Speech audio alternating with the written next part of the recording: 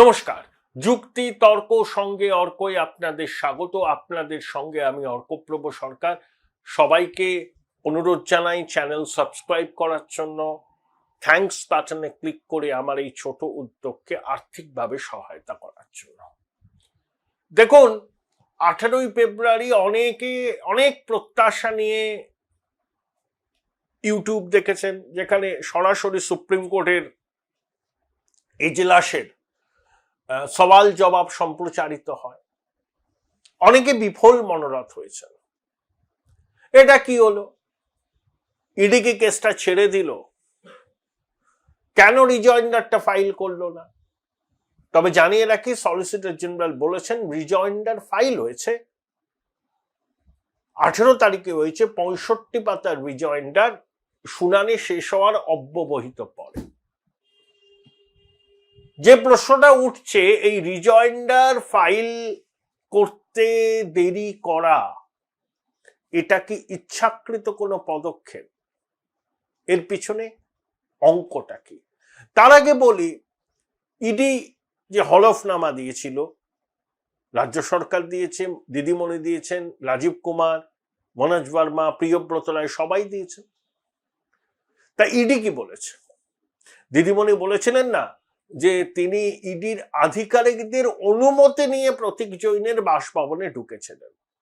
ED বলেছে সত্যের অপলাপ ছাড়া আর কিছু নয়। দিদিমণি জোর জবরদস্তি করে ঢুকেছিলেন। ইডির একজন অ্যাসিস্ট্যান্ট ডিরেক্টর স্বনির্বন্ধভাবে মুখ্যমন্ত্রীকে অনুরোধ জানান যে তদন্ত প্রক্রিয়ায় হস্তক্ষেপ না করতে, কিন্তু দিদিমণি সেটা শোনেননি। ইডি এই কথাটা বলেছে হলফনামায়। দিদিমণির দাবির সঙ্গে সত্যের যোজন যোজন ফারাক। আসলে যিনি প্যাথোলজিক্যাল লায়ার, তিনি কখনো সত্যি কথা বলেন? কে কোন কালে একটা ছড়া কেটেছিল, কালীঘাটের ময়না সত্যি কথা কয় না। যাই হোক, রাজ্য প্রশাসন বলেছে আমাদের জানিয়ে আসেনি কেন, ইন্টিমেট করার প্রয়োজন ছিল। ইডি বলছে যে রাজ্য পুলিশকে জানিয়ে আসতে হবে। এটা কোথায় লেখা আছে? কোন রুল বুকে লেখা আছে? তাও অভিযান শুরু হওয়ার পরে তারা শেক্সপিয়ার সরণি থানা এবং বিধাননগর থানায় ইমেল করে জানিয়ে দিয়েছিল। 2, এবং রাজ্য পুলিশের আধিকারিকরা তাদের নির্দিষ্ট দায়িত্ব তো পালনই করেননি, তারা এসেছিলেন মুখ্যমন্ত্রীর স্বার্থ রক্ষা করতে। এবং এটা হলফনামায় বলেছে যে এমন পরিস্থিতি হতে পারত যেখানে কলকাতা পুলিশের সঙ্গে কেন্দ্রীয় বাহিনীর হাতাহাতি পর্যন্ত হতে পারত। সংঘাতের পরিস্থিতি এড়াবার জন্যই ইডি শেষ পর্যন্ত পিছু হতে বাধ্য হয়। ভাবতে পারছেন? সংঘাতের পরিস্থিতি হতে পারত কেন্দ্রীয় বাহিনীর জওয়ানদের সঙ্গে কলকাতা পুলিশের। কোথায় আছি আমরা? কেন্দ্রীয় বাহিনী তো কোনো ভিনদেশি বাহিনী নয়, তার তো দেশেরই সুরক্ষা বাহিনী। কলকাতা পুলিশ তো কলকাতার পুলিশ, রাজ্যের পুলিশ, তারা তো আমাদের সুরক্ষা দেন। তাদের মধ্যে সংঘাতের পরিস্থিতি এড়াবার জন্য ইডি বিষয়টা থেকে সরে গেছিল। এবং দিদিমণি বলেছেন না, আমাদের সব গুরুত্বপূর্ণ সিক্রেট পলিটিক্যাল ডকুমেন্ট ছিল, সেগুলো ইডি হাতাতে গিয়েছে।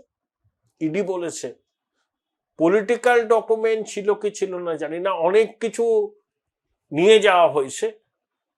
তার মধ্যে কয়লা পাচার তদন্তের যেমন নথি প্রমাণও ছিল, তার মধ্যে পলিটিক্যাল কাগজপত্রও থাকতে পারে। যে এত জিনিস নিয়ে গেছেন বঙ্গেশ্বরী, তার মধ্যে কোনটা তার রাজনৈতিক দলের জিনিস আর কোনটা কয়লা পাচার মামলার তদন্তের তথ্য, সেটাকে আলাদা করা তো সম্ভব নয়।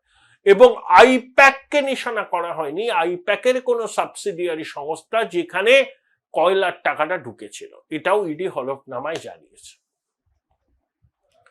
এখন 18ই মার্চ শুনানি হবে।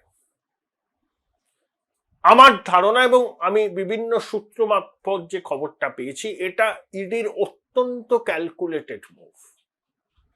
তারা ইচ্ছা করেই কালকে রিজয়েন্ডারটা কোর্টে জমা দিয়েছে 65 পৃষ্ঠার, ওই শুনানি শেষ হওয়ার অব্যবহিত পরে।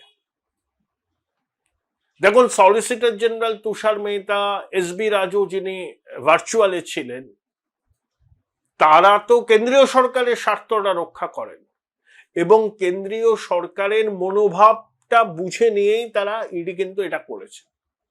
18ই মার্চ আশা করা যায় ততদিন নির্বাচনে নির্ঘণ্ট ঘোষণা হয়ে যাবে, তুঙ্গে উঠবে ভোটের প্রচার।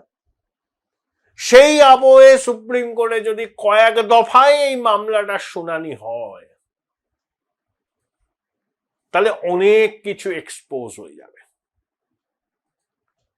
ইডি কিন্তু এটাই চাইছে, কেন্দ্রের শাসক দল এটাও চাইছে। ঠিক নির্বাচনের দোরগোড়ায় রাজ্য দাঁড়িয়ে সেই মুহূর্তে সুপ্রিম কোর্টে বিচারপতিরা বলেছেন 2 দিন শুনানি করব, 18 এবং 19 মার্চ। সওয়াল জবাব হবে, ইডি বলবে, এদিকে কল্যাণ ব্যানার্জি, অভিষেক মানু সিংভি, সিদ্ধার্থ লুথরা বলবেন, কল্যাণ বাবু বলবেন, সওয়াল জবাব হবে, ইডির বক্তব্য শুনবে।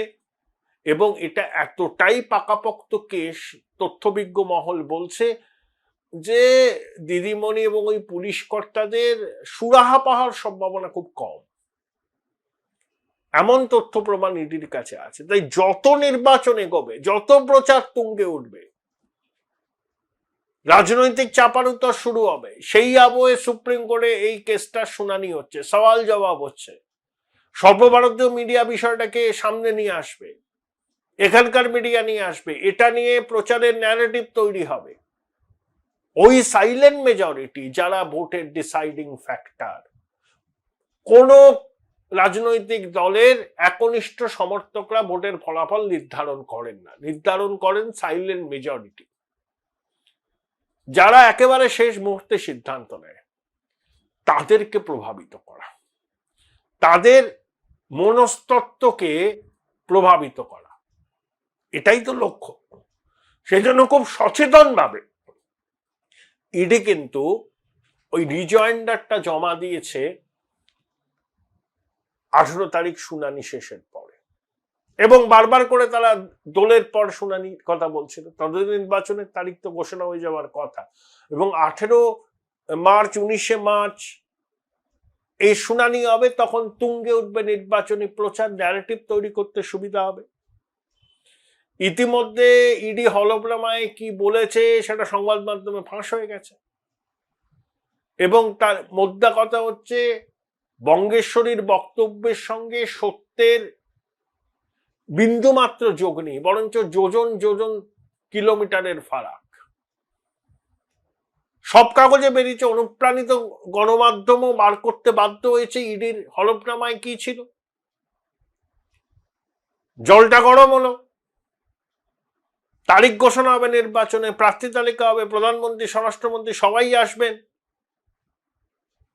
জনগণ তখন নির্বাচনী উত্তাপে গা ভাসাবেন। চায়ের দোকান, মেট্রো রেল, লোকাল ট্রেন, বাস, সব জায়গাতে নির্বাচন নিয়ে আলোচনা হবে, মানুষের মন বোঝানো গুলো সেরা বিশ্ববিদ্যালয়। তখন এই কেসটা সুপ্রিম কোর্টে উঠলে পাবলিক ডিসকোর্সে আলোচনাটা আরো বেশি হবে, তাতে কেন্দ্রের শাসক দলের সুবিধা। তাই খুব পরিকল্পিতভাবে রিজয়েন্ডারটা 18 তারিখ শুনানি শেষের পরে ইডি জমা দিয়েছে। কেউ কেউ সেটিং তত্ত্বের প্রবক্তারা ওসব বলে লাভ নেই, ওসব আপনারা বলে যান, মানুষ আপনাদের কথা শুনবে না, ভোটও পাবেন না। খুব পরিকল্পিত একটা পদক্ষেপ এনফোর্সমেন্ট ডিরেক্টরেট বাংলার নির্বাচনী যুদ্ধের দিকে তাকিয়ে। Join Indian Institute of Hotel Management now. Right choice, right decision.